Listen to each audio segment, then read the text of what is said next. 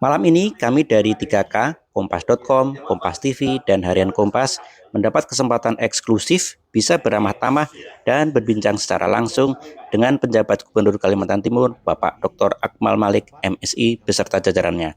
Kami dijamu di rumah jabatan beliau. Obrolan hangat malam ini seputar IKN dan peran strategis Pemprov Kalimantan Timur menyongsong kehadiran ibu kota negara yang baru. Simak obrolan kami bersama Pak Akmal Malik. Saat ini saya bersama dengan Bapak Akmal Malik. Beliau adalah penjabat Gubernur Kalimantan Timur. Pak Akmal ini adalah Dirjen Oda ya Pak ya. Dan kalau mantan penjabat Gubernur Sulawesi Barat. Jadi beliau sudah berpengalaman di bidang otonomi daerah juga. Yes. Dan sekarang menghandle Kalimantan Timur. Ya. Dan Kalimantan Timur kita tahu sekarang lagi punya event luar biasa besar dan super penting, yaitu IKN. Nah, tadi sempat ngobrol dengan Pak Gubernur, beliau sangat concern dengan kondisi daerah sekitar IKN, tidak hanya di dalam IKN, tetapi juga kepentingan di buffer zone. Nah, mungkin Pak Akmal bisa kasih informasi lebih detail bagaimana sebenarnya konsep pembangunan buffer zone di IKN nantinya, Pak, biar nanti manusiawi dan lain sebagainya itu, Pak ya. Ya, begini.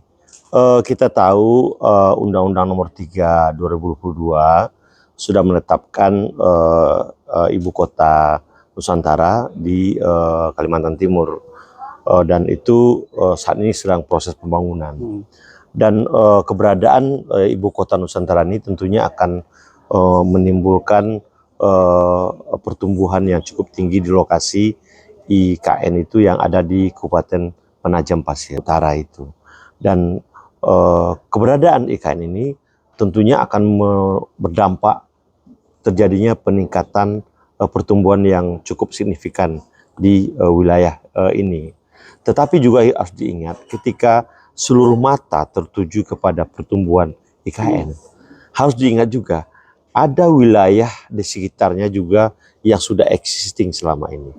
Ada di situ Pasir, ada Kutai Barat, ada Balikpapan, ada Penajam Pasir Utara, ada Samarinda, ada Kutai Kartanegara, yang notabene juga mengitari IKN ini, yang juga sudah diisi oleh masyarakat di sekitarnya, yang pada akhirnya wilayah-wilayah ini adalah menjadi wilayah penunjang dan penyangga terhadap IKN. Pada satu sisi IKN akan bertumbuh bagus.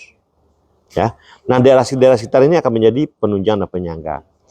Kalau pertumbuhan daerah IKN nanti sendiri saja dan tentunya harus diikuti oleh pertumbuhan yang sama oleh daerah berikutnya. Dan artinya harus ada desain yang baik dari daerah yang menjadi penunjang dan penyangga ini. Artinya kita harus mendorong daerah yang ada sekitar ini menghadirkan kesejahteraan kepada masyarakat.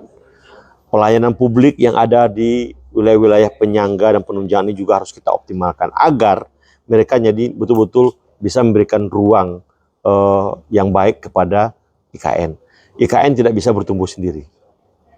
Dia harus bertumbuh bersama dengan daerah menjadi penunjang dan penyangga. Kalau tidak, kita akan menghadirkan nanti kesenjangan yang luar biasa.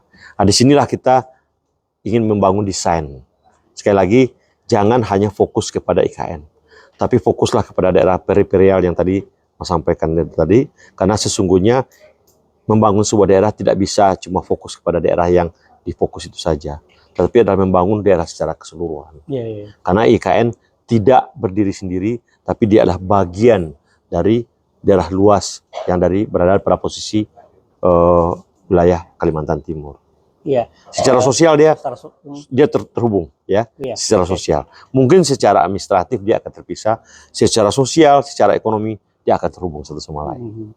Pak, bagaimana cara kita mengidentifikasi bahwa desa-desa yang di pinggiran ini mempunyai satu potensi, kedua keberadaan IKN juga bisa punya kontribusi positif buat mereka ini. Itu kenapa sekarang kita mulai pemetaan. Ya, kami lagi memetakan melalui bersama-sama teman-teman IPB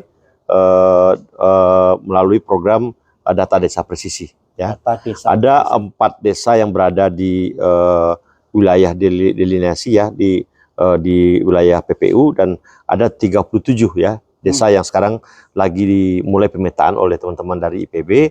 Nah, kita akan mulai di sini dulu. Kita akan lihat bagaimana kondisi pelayanan publiknya, konektivitasnya, fasilitas kesehatannya, sarana prasarana pendidikannya.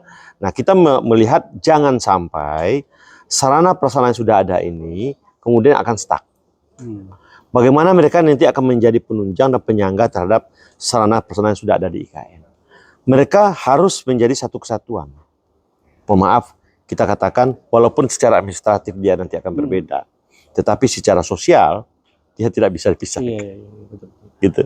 Pak, tadi Pak Kemal menyinggung juga akan terlibat juga dalam revisi beberapa peraturan undang-undang ya. Iya.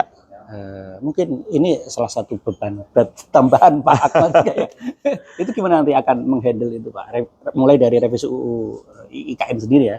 Iya, undang-undang IKN alhamdulillah sudah selesai. Kemarin sudah selesai, dan kita memang memberikan penguatan tentang peran OIKN ya. Kemarin kita bersyukur, kemudian juga beberapa undang-undang seperti Jakarta. Kan Jakarta mau ditinggal nih, ya karena pindah ibu kota ke IKN di Penajam Pasir Utara. Nah, Jakarta nanti akan tetap kita dorong menjadi kota global, tetap dengan posisi kota status otonomi khusus, ya. Itu kenapa sekarang kita sedang mencoba menggarap revisi undang-undang ini.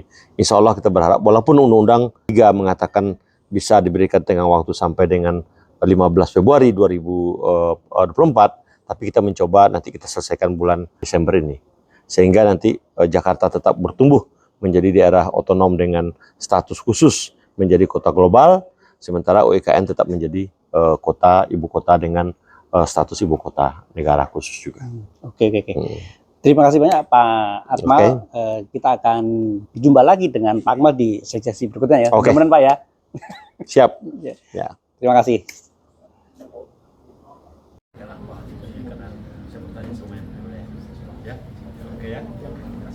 Terima kasih Bapak. Oke, Mbak Lina. Sudah ya. Pak ya. Sudah ya. Berarti ya, kapan pulang?